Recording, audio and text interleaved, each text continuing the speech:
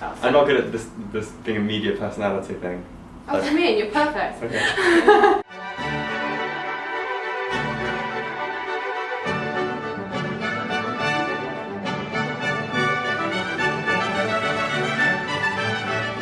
So the worst haircut I ever had, which is, so when I was at school and I was angst-ridden, the bands I really liked were Suede, and I don't know if you guys remember Suede, but they were, so they all dressed in black and had leather jackets, probably why I still wear leather jacket these days. But so I had a side parting, which was here, and then the hair would come down over the side of my face, down to there, like that, and so half of my face was gone, so I gave up vision in one of my eyes for several years to try and look cool, and it obviously didn't work. It looks very uncool. I was born in Argentina, and I moved, well, my parents moved to this country when I was 1, to London with my brother.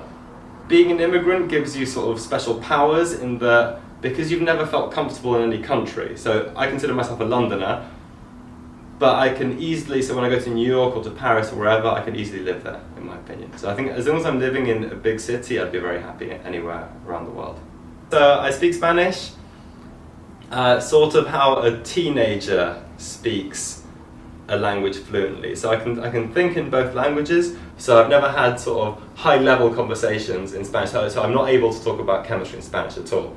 And in fact, I find that quite difficult when I do meet a Spanish colleague and we have to try and speak about science in Spanish. I find that impossible. So you know all the swear words then? Yeah, but I also know the swear words from like the 1980s. So it's like me saying like, I don't know, like, what's that famous one from calling people jive turkeys and stuff like that. Like, I studied chemistry at Oxford, where I decided I hated chemistry and never wanted to do it ever again. So after that, I went and worked in a job and realised that I was even worse than chemistry. And then I thought, well, what can I do? So I thought, okay, well, I'll try to do something that's kind of chemistry but applied. So I did a master's in forensic science, and that was like a really boring version of chemistry. It was just applied analytical chemistry. So I thought, okay, fine, what can I do now?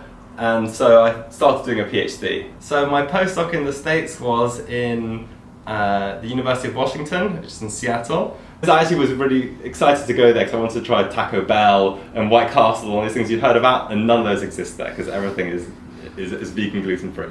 Living in America for more than a year, I think, drives anyone crazy. I think it's a pretty strange place. So since the age of 17 up until recently, I've always been in bands. They've always been terrible. They've been of various genres. So the first one was a sort of indie pop band, and then we're in a folk band, and then it was an electro goth band, and then a reggae band. I've been in everything, and we were always bad at all. Like, I was always terrible in all the bands, and it's mostly probably my fault that we never got famous.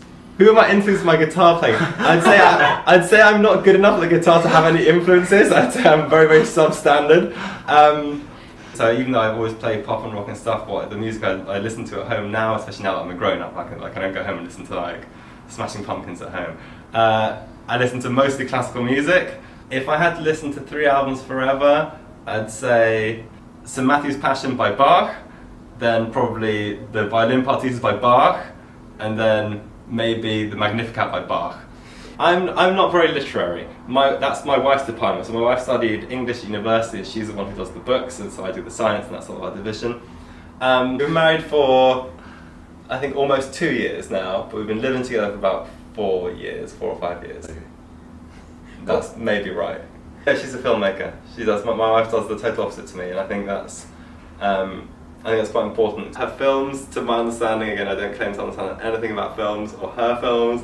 She makes films about the relationship of sort of children with her parents and sort of being an immigrant as well. She's Pakistani origin, but she was born in Luton but grew up in London, and sort of what it feels like and what it means to be a Muslim in England nowadays and stuff like that. I think artists struggle to see the art in our science, but so for instance, one thing that we do on a daily basis is we make stuff that has never existed before in the entire universe. That's quite cool, right? That's nice, that's very, very creative. What scientific discovery do I wish I'd made? Maybe in terms of practicality, whoever made the most money.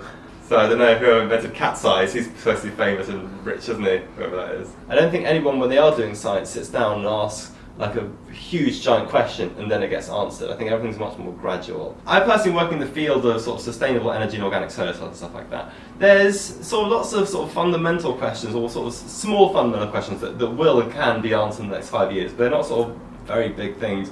But to be honest, I don't know, I think science is really is asking the question.